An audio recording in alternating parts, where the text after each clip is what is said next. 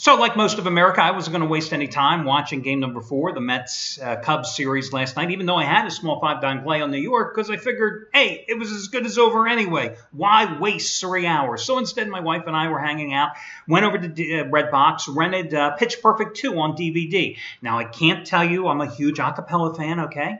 I can't say that I saw the original in movie theaters, but when it eventually came out on cable, I sat down one day and we watched it, and I thought, wow, this is a really funny movie. And of course, you couldn't avoid watching it because at that time, 2 years ago, it was on every single cable channel, every single hour, and you heard that damn Cup song every single minute on commercial radio.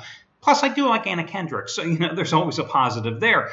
So anyway, we went over and watched, rented Pitch Perfect 2 on DVD last night, and I have to say, those are 2 hours and 15 minutes of my life that I will never get back again. We're talking boring. I mean, one of the worst sequels I've ever seen. Of course, isn't that generally the trend? The first movie's good, so hey, let's make a second movie to make money. But generally, don't the sequels always disappoint? And it got me thinking, because yesterday, of course, and the days going up to yesterday, all you heard about was the Back to the Future trilogy. October 21st, 2015, it finally arrived. And I'm going, did anybody remember that the first movie in that trilogy was great? The second movie was god-awful. The third movie was only slightly better than the second one. But again, isn't that the trend? I mean, think about movie sequels, and I was just doing some off the top of my head. Godfather 1, Godfather 2, I mean, they're both epic movies. Godfather 2 was just a stunning, great movie. They shouldn't have made Godfather 3. I mean, God help us all. Terminator 2. I think it was better than Terminator 1. They should have stopped right there. And isn't that the case? I mean, you think about other movies and series. Toy Story. Toy Story. Who didn't go see Toy Story with their kids? Hell, most adults went to see Toy Story anyway. Toy Story 2, good movie. Not as good as number 1. I think number 3 was a much better movie. The Dark Knight. I am probably one of the few people in America who really didn't care that much for Heath Ledger in number 2. I'm sorry, it just didn't do anything for me in the Batman. I thought number 3, I thought the final movie in the series, that was the best one of all for me. So maybe I'm an exception to the rule. I go back further and I think about the Star Trek series, the original one with William Shatner. Star Trek 1, just a boring movie. Never should have been made. I mean, there were sequences in Star Trek 1 where I think they just did the visuals to accompany the theme music. I mean, it was just a horrible film. But Star Trek 2? Come on. Wrath of Khan, Ricardo Montalban. I mean, how can you go wrong? Wrath of Khan, right? They should have stopped right there, unfortunately, with the rest. We didn't need 3, 4, 5, 6. Rocky 2, disappointing compared to Rocky number 1. Thankfully redeemed itself. Rocky 3, I mean, come on. You got the Hulk in there. You got Mr. T. What more can you possibly want? Whew. Raiders of the Lost Ark. Classic movie, right? Great number 1. Number 2? Has anybody watched number 2 recently? Would anybody be paid to watch number 2? Boring. Kate Capshaw, all it got her was, well, she eventually married Steven Spielberg. Thankfully, redeemed itself with number 3 when they brought in Sean Connery. I mean, Superman 2, I think, was every bit as good as Superman number 1. This, of course, the original series. After that, they should have stopped. There shouldn't have been a 3 with Richard Pryor. There shouldn't have been a number 4 either. They should have just killed the damn series. Spider-Man 2, the original, with Tobey Maguire. I thought that was one of the best action comic book movies with heart that I've ever seen. I thought it was better than 1, but again, they should have stopped there. Should have stopped, never made number 3. Shouldn't have rebooted the series once, and now they're going to do it again. Jurassic Park, I don't know. Weren't all those movies the same? Dinosaurs chasing after human beings? I mean, was there any difference? Not that I could tell. Die Hard 1, great. Die Hard number 2 at the airport, great. Die Hard number 3 with Samuel Jackson running around New York City with Jeremy Irons with these stupid little, mind games and puzzlers. I'm sorry, it didn't do much for me. So anyway, there's my 2 cents on movies today. Let's continue. I've got the free play coming up here on your game between Temple and East Carolina, and I'm also going to take a look at the 49ers-Seahawks game, plus your game between UCLA and California. That looks to be a slugfest tonight and a highly entertaining contest. Listen, I want to tell you that Brad Wilton, who, no ifs, ands, or buts, happens to be the hottest handicapper at the site, has another major wager release today, and again, I've made it the half-price play of the day. Today, 4th ever NFL 200-dime release in his career, a career that started here shortly before winning the 2013 Super Bowl. fourth ever NFL 200 dime play. They've all come this season. Number one was, got to do this from memory here, guys. Number one was the Packers over Kansas City easily in that Monday night route. Number two was Baltimore with the overtime win and cover because he brought down the half point at Pittsburgh. Number three was Carolina crushing Tampa on the road a few weeks back. You got all of them for half price, and the same thing goes today. And in fact, with 200 dime releases in all sports, well, he's won 10 out of 11. Tonight, it's your Seattle-San Francisco side. Keep in mind, he is on a 31-8-1 roll with 100 dime plays or higher. Keep in mind that over the past 4 weeks, $10 bettors have won $21,870. Those same $10 bettors are up over $33,000 the past 3 months or so. And tonight, you get it for half prices. He goes for winning day number 22 out of 29 simply by using coupon code 200DIMES, 200DIMES. Also, take advantage, if you'd like, of the discount coupon that is made available after the Charity Play of the Week wins. And that coupon will save you $125 off the purchase price of any handicapper's 30-day package. That's right, $125 right off the top by using coupon code SAVE125, SAVE125. Remember, with this coupon, if you happen to already be in the midst of, let's say, a long-term package with a Brad Wilton, let's say you have 8 days left. You want to buy a new 30-day package, that means you have 38 days then remaining. You get the $125 off the top, and if you have any instant rebates, they are applicable as well. Or you can save $50 off the purchase price of any 7-day handicappers package by using coupon code SAVE50. I always say on Thursdays, it's a great coupon if you found a handicapper that you like, because you can get his Thursday, Friday, Saturday, Sunday, Monday football action, probably a Sun Belt game next Tuesday as well, right? And you save $50 off the purchase price by using coupon code SAVE50. All the coupons codes for the other plays today. Anthony Redd with another big play going tonight. He's been on a red-hot roll in college football. Hell, he's been on a nice roll overall. There's the 777 play of the day. Scott Delaney has a big play tonight. They're all available over on the homepage. And if you ever have any questions, you can always contact customer service. FYI, the charity play of the week. You may have seen the results where I asked you to make a donation yesterday on the site. Something was wrong with that fundraising site. We tried repeatedly to make a contribution. The payment wasn't accepted. So I found a different one today, and I just quickly want to touch upon that.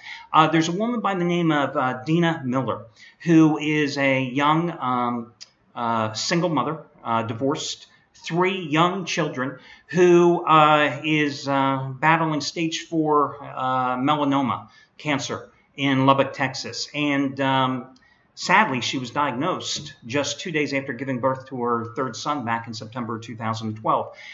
She subsequently had a surgery that removed a 17-pound tumor and a third of her liver. Went on subsequent rounds of chemotherapy, one that worked, a couple that did not work. Eventually she was sent home to hospice care, and you know what that means. However, eventually got into a clinical trial out in Los Angeles, which required her to go back and forth every couple of weeks for treatment.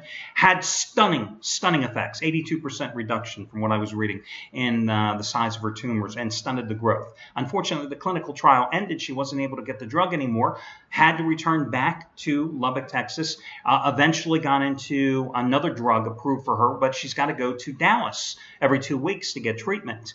And it's had some success so far, but that's a 5-hour drive. Again, this is a single mother, a working mother. She had been a paramedic beforehand.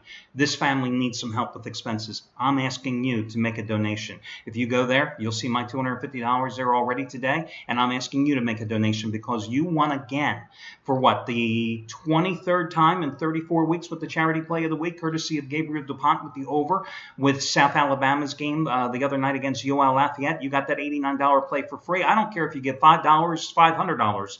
I just care that you participate and help others in time of need because, again, as I always like to say, you can never have enough positive karma, guys.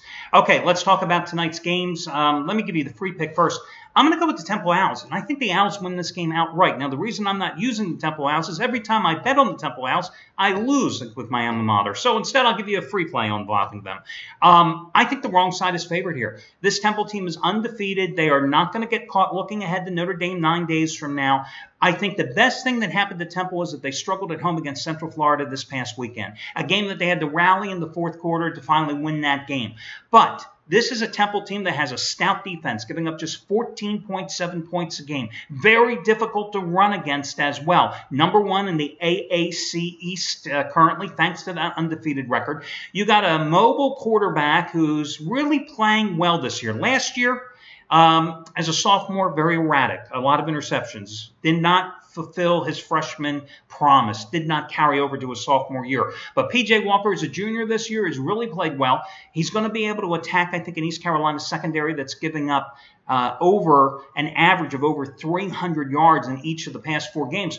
But you also have a Temple team that has a strong ground game. Jahan Thomas, 199 rushing yards against Central Florida, averaging 6.4 yards per carry. Temple's also been a bookmaker's nightmare because they have covered 14 of their last 19 games on the road.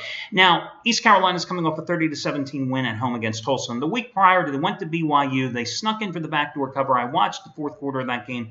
Listen, East Carolina did not play well. The fact is, BYU's quarterback got hurt. Taylor Mangrum, I think is his name. And the freshman that came in, oh my God, he was awful. Of course, he is their third stringer because they lost their starter earlier in the season. He was awful in that game. And East Carolina picked off a pass, got another score, came in for the backdoor cover. Again, I'm just not that impressed with the Pirates.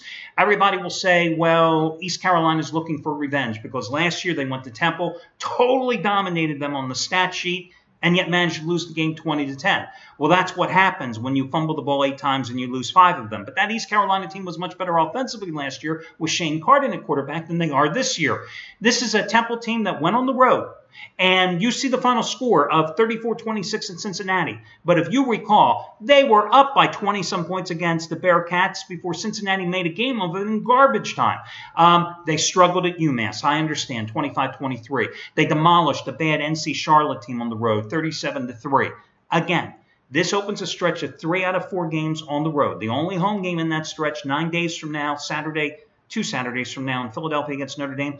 I just think Temple is going to be focused for this game, unlike a winless Central Florida team that they expected to beat last Saturday. And I think the struggles they had against the Knights pay off here in dividends and giving us the cover in the game. Let's talk about the other college game between California and UCLA. This is a real interesting series because the home team has won 13 of the last 15 games and has gone 12-2-1 against the spread in that stretch. Now, California's off a bye. Last game they played was at Utah. In that game, they put 467 yards on the scoreboard against a very good Utah defense. Problem was their quarterback, Jared Goff, had 5 interceptions in that game. Now, UCLA, their season has gone to pot. Last Thursday night, of course, 56-35 loss to Stanford. But you know they were down 56-20 early in the fourth quarter, right? And then they followed with a 38-23 home loss to Arizona State when they were a 13-point favorite. Actually, that game preceded the game with Stanford. So a 4-0 start doesn't look so good suddenly. And when you look back at that 4-0 start, who did they beat in their first game? Virginia. Who did they beat in their second game? Well, they needed a fourth quarter rally at home to take care of business against BYU. I just think this game, the problem with this one is that it's priced fairly at 3 points. I think California has a chance to win this game. But in reality, I'm looking at the total in this contest, and I'm thinking, why not just play the over? Wouldn't it be an easier choice? So, if I had to play it, I'd go with the over. The problem is I don't really enjoy this particular game. You've got 2 turnover-prone teams, 2 quarterbacks that are going to be airing it out nonstop tonight. You've got a total that's sitting there at 70. I've seen California not be able to stop Texas in garbage time in Austin. You've seen California struggle defensively all season long. Again, I'd lean a little toward the over. I also like California just a little bit, but I think Temple is the better play. Now, in the NFL, you've got a real interesting game here with San Francisco and Seattle. What has Seattle done on the road so far this year? Gee, they played miserably and lost in overtime at St. Louis. They blew a fourth quarter lead and lost at Green Bay. They blew an 18-point lead, thankfully, because I had the Cincinnati Bengals that day, and lost in overtime by 3 at Cincinnati. They come home last week against Carolina, and what happens? They blow another lead, and they lose to Cam Newton and the Panthers straight up at home. Does this team inspire a lot of confidence? Have you seen their offensive line? It's awful. Russell Wilson has to constantly be scrambling in the pocket because the pocket collapses around him. The pressure, if you bring pressure against the Seattle team, you are definitely going to have Wilson on the run. Now, San Francisco, decent in terms of bringing pressure. Colin Kaepernick, he's played well in the last 2 games. San Francisco upset Baltimore on Sunday. Although, again, if you look at the box score, you'll see that Baltimore dominated statistically across the board. A couple of key turnovers by Joe Flacco cost the Ravens the game. But, hey, the 49ers won the game. They also, I thought, played exceptionally well before losing in the final minute at New York when Eli Manning drove the Giants down the field. You got a 6.5-point home dog here. We've talked repeatedly about what the Dogs have done this season. I mean, Jesus, they're barking nonstop. What did they do? 9 out of the 12 Dogs covered last Sunday, and 10 of the 14 Dogs overall covered last week. I got to go with San Francisco plus the points there if I'm going to play that game, and that's going to be your other complimentary play. San Francisco plus the points, along with the Temple Owls. And like I said, I lean a little toward the over in the California UCLA game, but instead I'd rather just watch that one. Good luck, everybody, and I'll catch you again tomorrow when we do this one more time.